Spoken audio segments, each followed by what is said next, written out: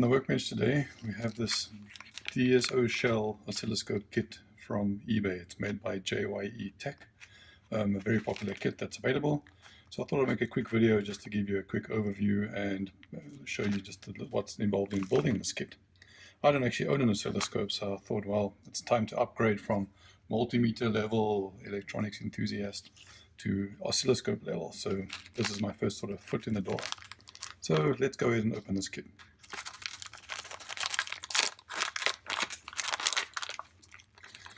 So first thing we have is a couple of pieces. I'll put these in packaging.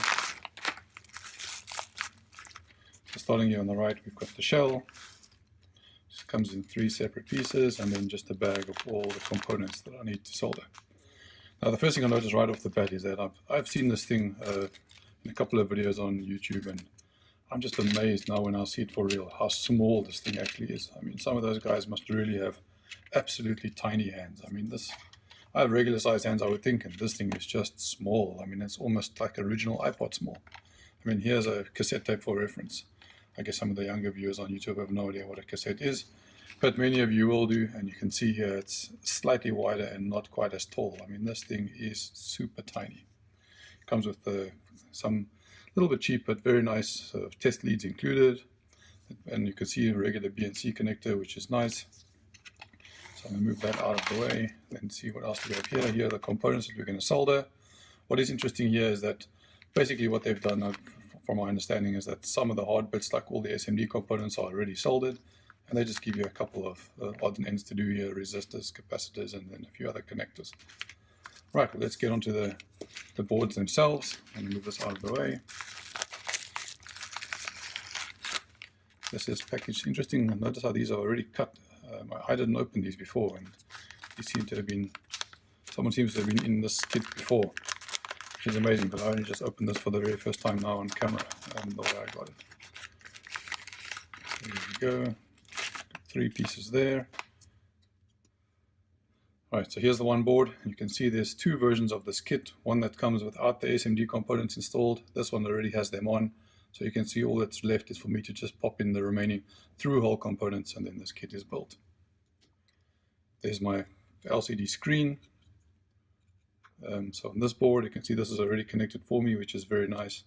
I just have to go and add these 4 switches and the pod on here, a couple of other connectors. There around the back, you can see there's all the SMD components are already on here, and even the power connector is already on. So this kit really is mostly built, and it's really just allowing me to put the last few components on. You can see on the bottom here, there's the JYE Tech name. They are the ones who developed this board. And then lastly, very nice included color printed instructions on how to build this particular kit. 2 separate pages. Is this almost like a booklet, or how does this thing work? No, just 2 separate pages. Page 2, page 4, page 3, page 1. And go. So there it is. What you can see over here, of course, is that there are 2 flavors, and depending on the one you get, this either needs to be done or not. Now in my case, everything over here for the surface mount is already done, so that is not required. All we're going to do here on the back is go through some of these things, check in the board, and then start to install some things: test signals, power connectors, switches, in this particular order. So they break it down very beautifully in the order that it needs to be done, and that's what I'm going to go through right now. So yeah, let's get started. The first thing I'm going to do is I'm going to lay out all the components that you can see them. So let's see what we have here included in our bag of tricks.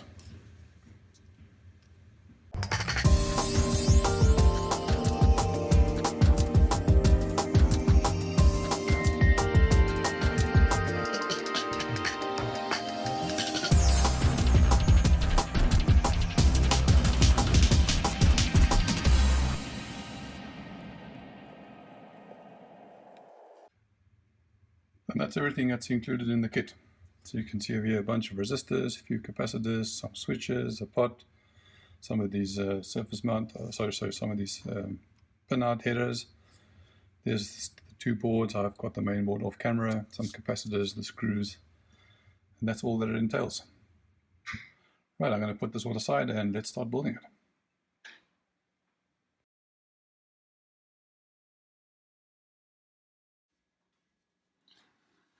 Step 1 in the instructions is to check the main board, connect some power, press all the buttons and see that they all work. Now what is fascinating is that these buttons here aren't installed yet. They only get installed here in step number 6.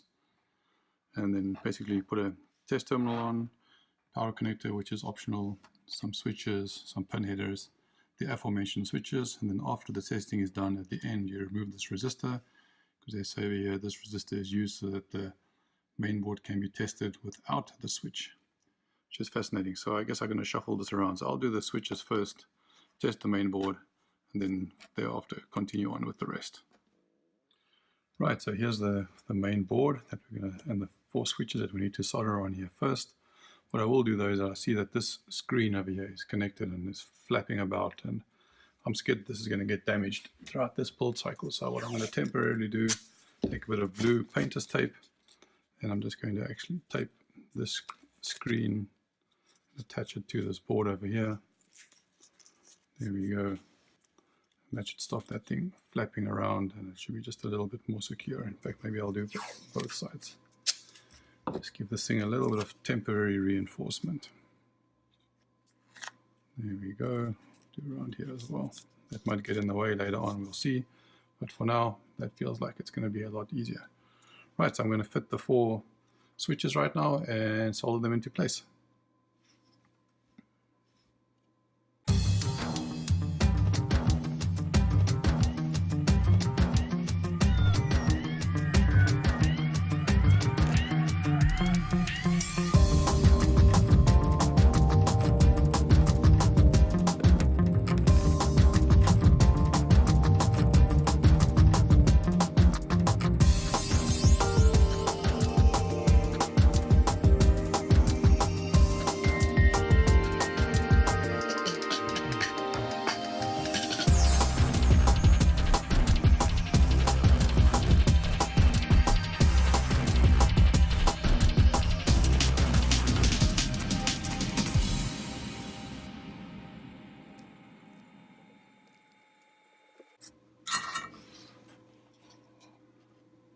And there are the 4 switches in place.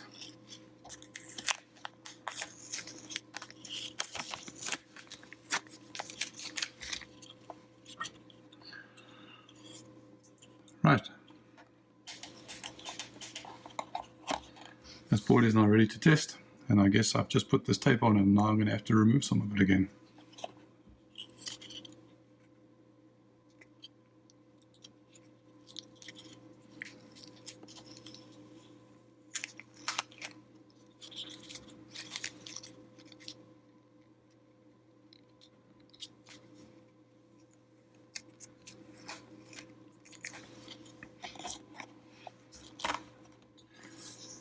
Tape is removed. Let me get my power adapter.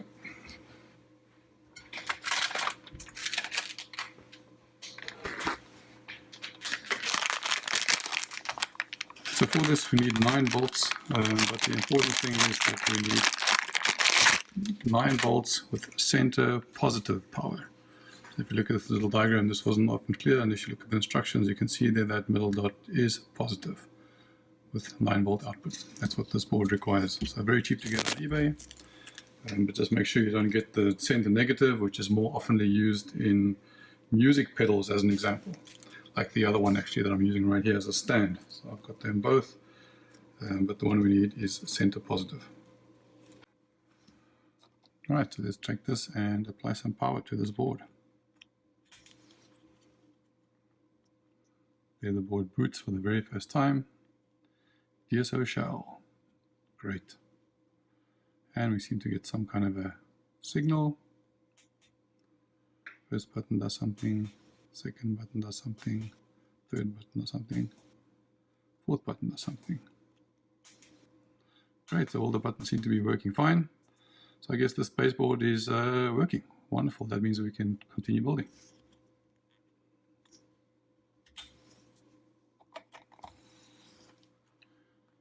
Right, for the next few steps, I'm now going to carry on. Basically, I'm going to add this test terminal. I'll add this optional power connector. Why not? It's just inside the case. Then I'm going to add the slide switch and this pin header. These are already done. and then I'll go and remove resistor 30. So basically this entire section of pieces I'm going to do now in one sweep.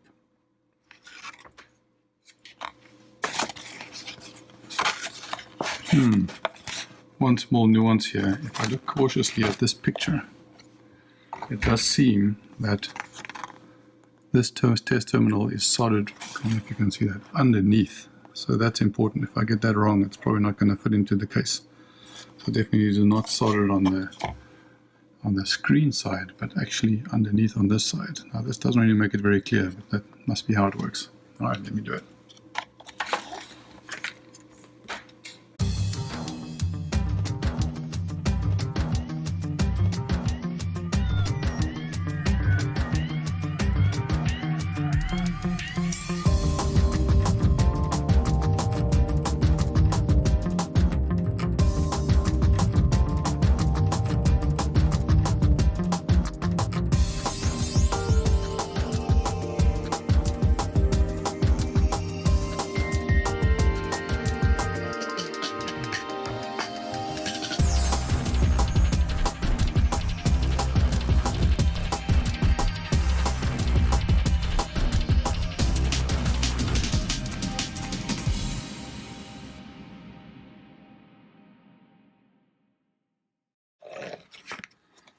Alrighty, and those are the first few steps. So we put on the test terminal, put on this internal power connector, the switch over here, as well as this header connector over here. Then finally removed resistor 30, and this portion is now done.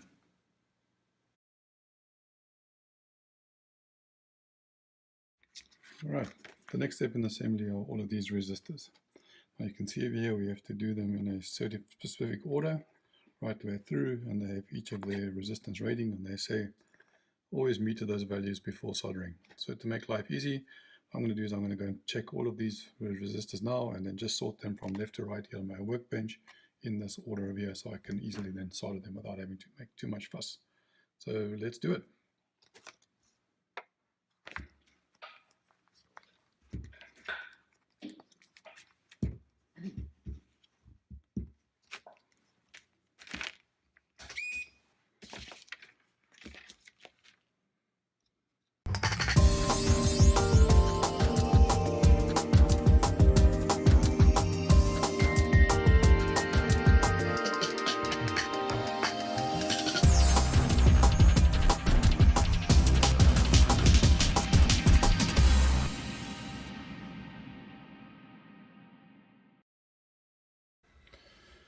Alrighty, that's all done. The only thing that confused me here is that for some other reason they threw in an extra 300 ohm for resistor 7, which is these over here. I have two of them instead of the one. That's why I spent a bit of time trying to find out where they go. Right, so now the next step is just to solder them in from left to right as per these numbers over here, and I think I'm going to go ahead and do that now. So all of these resistors go onto this other board. So I've put the first board aside for now, and you can see over here, here's where they go, resistor 1 and 2, and then we go 3 and 4 over here. We've got 5 and 6 over here, and then 7, 8, 9, 10, 11, and 12 there, followed by 13, 14, 15, 16, and then 26, 27. It jumps a bunch of numbers because you can see there's some surface mount resistors in between as well that fill up the remaining values.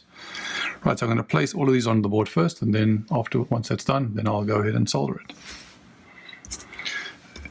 Each time as I go, I'm also going to just make sure that I just one more time just check the resistor to make sure I haven't made a mistake.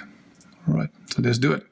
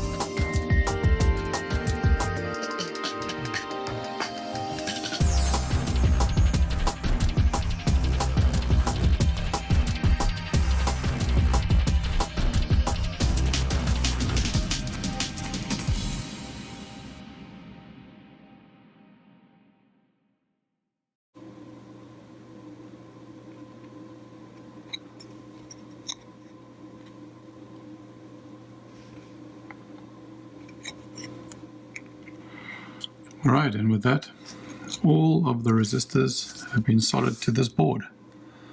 So that's the end of the resistors. The next step in this are all the ceramic capacitors. So let me go and get hold of them now, and let's sort them out.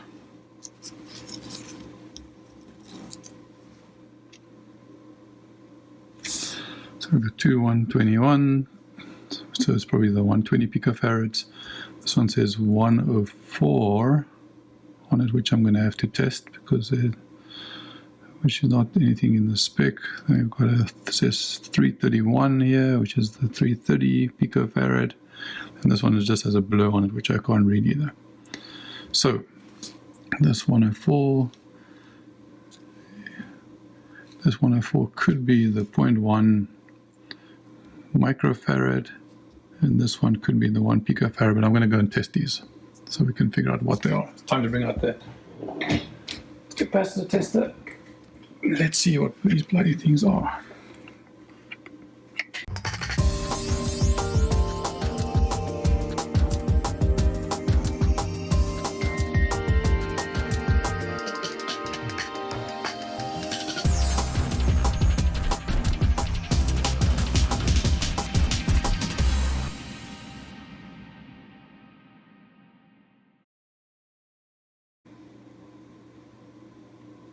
Not bad either.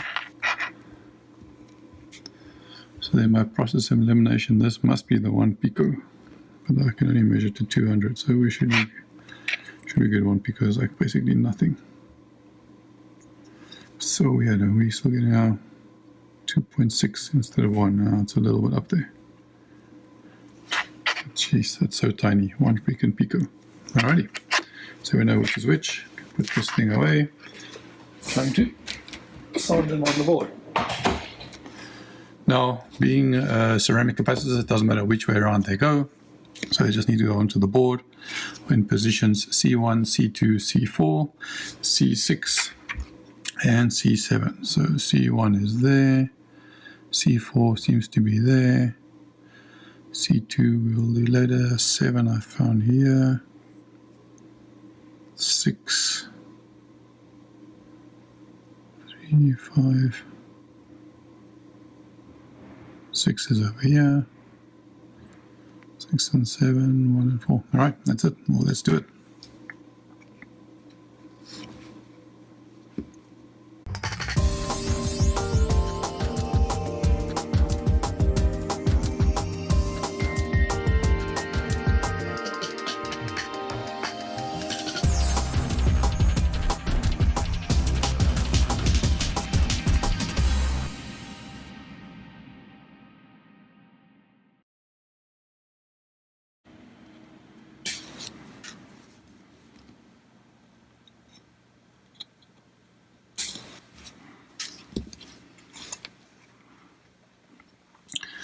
Alrighty, and with that, all the ceramic caps are in place.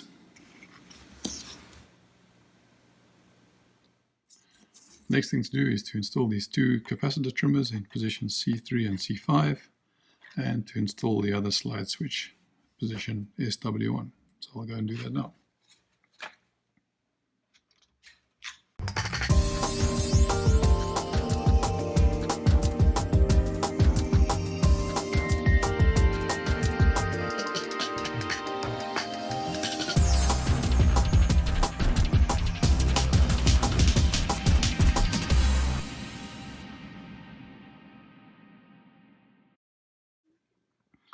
Alrighty, the trimmers and the switch are now in place. The next thing to do now is our electrolytic caps. You can see over here, they're all exactly the same, 100 microfarad, 16 volts in 1, 2, 3, 4, 5 different positions. Of course, as you know, electrolytic caps are directional, so you can see here the positive pads are all square and marked positive on the board. So let's go ahead and do those.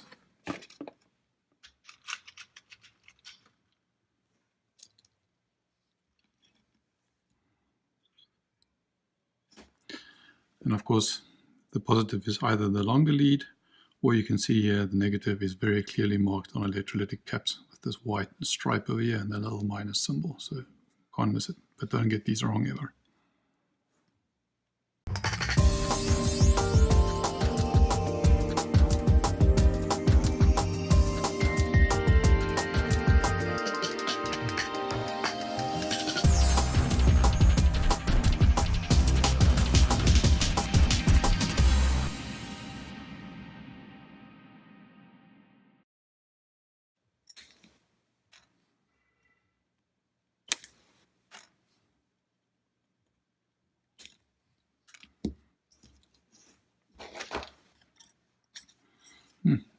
Once again, ended up with a spare capacitor. There's one too many in the kit, but there we go. All those electrolytics are on and looking pretty good.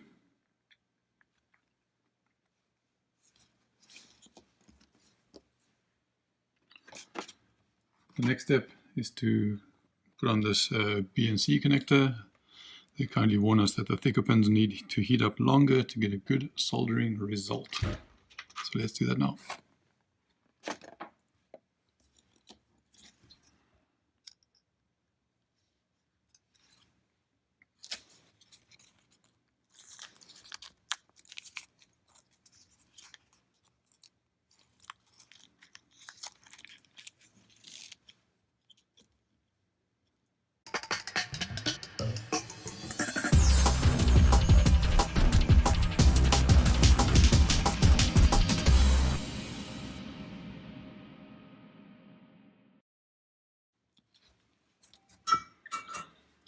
There we go.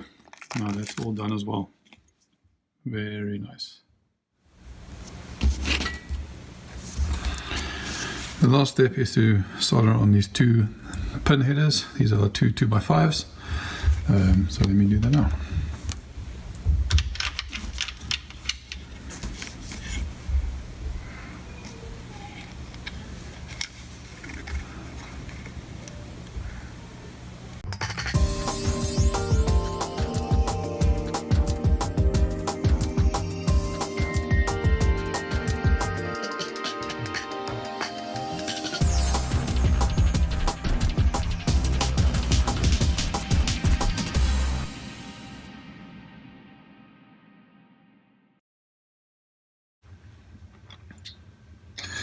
Alright, so this board is now done. The next step over here is now to put that aside and to shift gears. So now we need to do the rotary encoder on this small little board, and then it's time to assemble everything.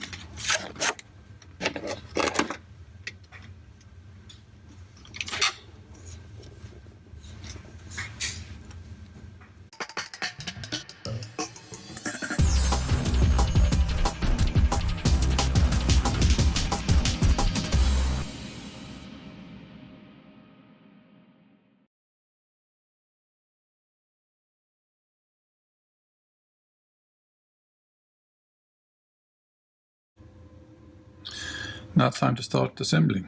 So let's assemble some of these pieces together.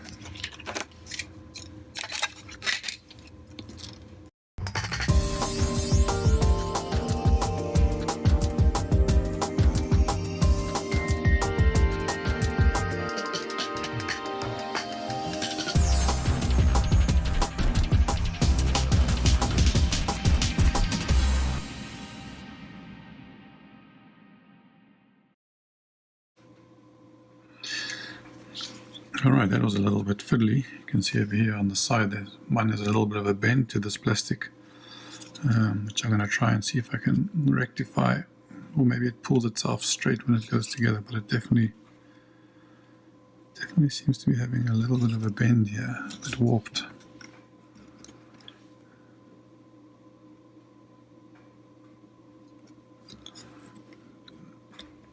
I don't want to bend this too much because I don't want to snap this thing before I've even used it. And yeah, that's pretty much assembled.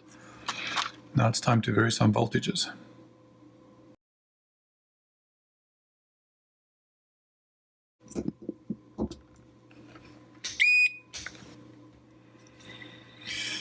Alrighty, it's time to do some voltage checks. So I see it's got the two sets of pin headers, and as with the instructions, we need to now plug the board in with this set of pin headers over here, so it's slightly offset.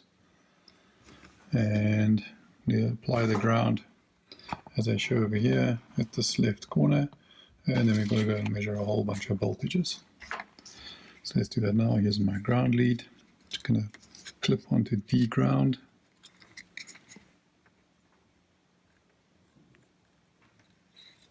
There we go.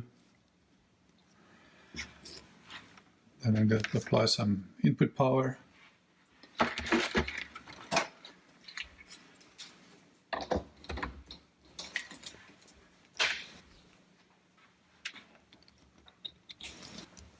And let's test the board. Right, so firstly, input should be 9.2 volts. Let's see what we get. 9.14, that's good. Then V positive, which is over here. So that's volt input dependent.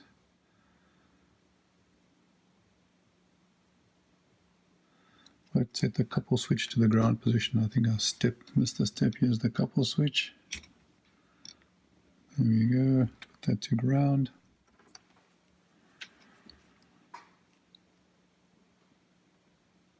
.3, that one is fine, but the subboard is just not happy. AV plus.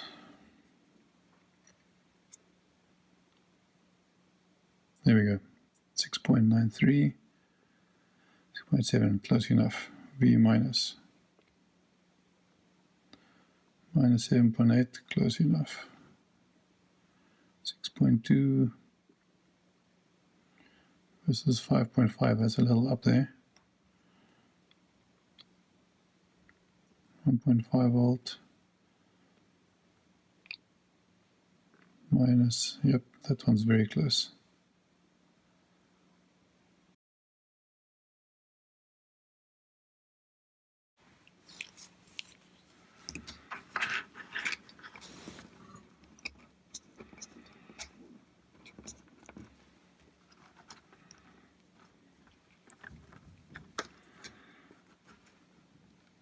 Test signal.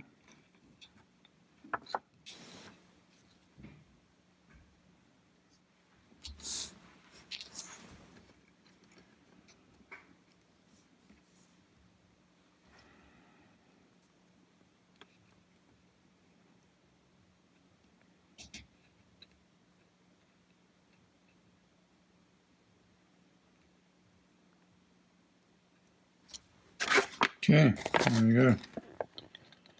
Not enough, too much. It's a little bit not enough. Just to C3.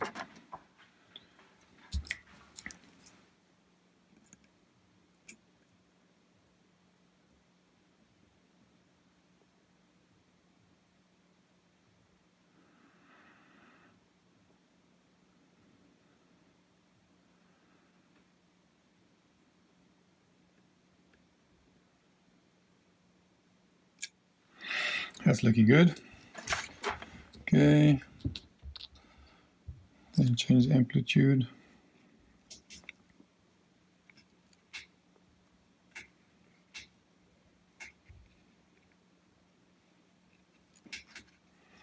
It's 3.3.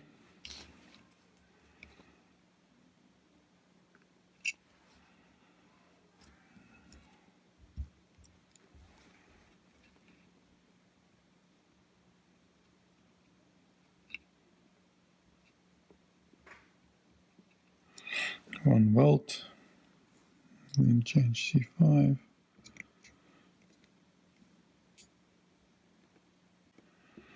Doesn't seem to be doing much.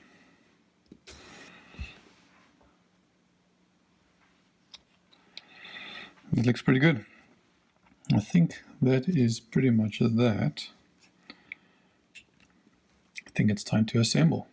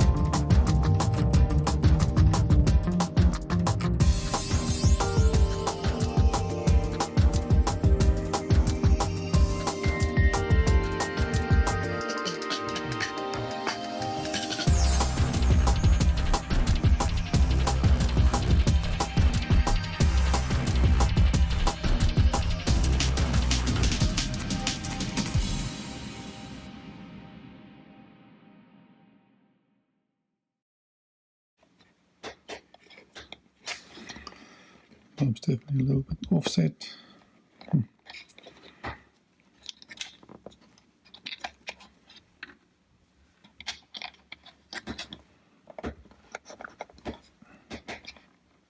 There we go. And let's boot this guy up. Plug in the power. I don't know why this power switch is even here. Put power in, it switches on immediately.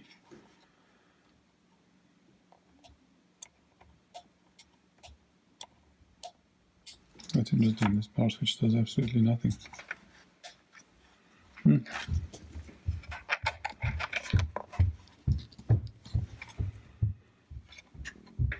Even just touching this, I can already get some kind of signal. Brilliant. Hang it on there. Test signal.